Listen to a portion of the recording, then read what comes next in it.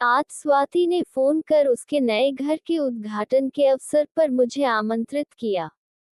किसी कारणवश मैं उस दिन जा न सकी, अतः 3-4 दिन बाद चली गई।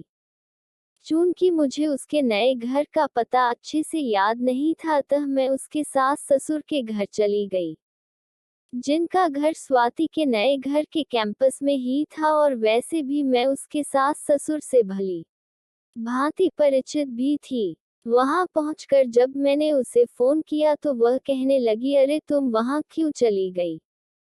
फिर मुझे अपना नया पता देते हुए कहने लगी, आ जाओ। तब मैंने उसे कहा, अगर तुम ही यहाँ आकर मुझे ले जाती तो अच्छा होता। थोड़ी हिचक के बाद वह आने के लिए मान गई। उसकी सास कहीं दूसरे शहर गई हुई थी और उसके बूढ़े ससुर अकेले घर पर ही थे।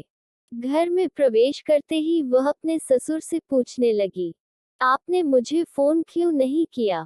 2 दिन से आप कहाँ खाना खा रहे हैं? उत्तर मिला, होटल से ऑर्डर किया था।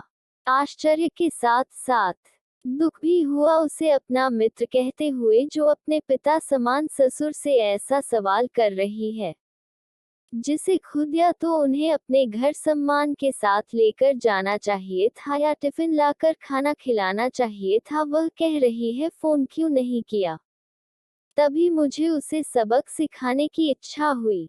उसे मुझसे कुछ जरूरी सामान चाहिए था जो कि मैं लेकर आई थी, किंतु मैंने उसे भूल गई कहकर टाल दिया और अगली बार जब आऊंगी तब दे दूंगी कह दिया। दूसरे दिन उसका फोन आया, मैंने उठाया नहीं। अगले दिन फिर फोन आया, इस बार मैंने उठाया।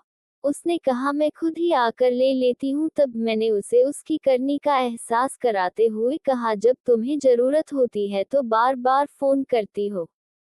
उस समय जब तुम्हारे ससुर को तुम्हारी जरूरत थी तो तुमने फोन करने की बजाय उनसे कहा, आपने फोन क्यों नहीं किया? उसमें ग्लानि भाव स्पष्ट हो चुका था। तब मैंने उसे कहा, सामान तुम्हारे ससुर के घर पर ही रख कर आई थी, जाकर ले लो और हो सके तो उनसे माफी मांग लेना।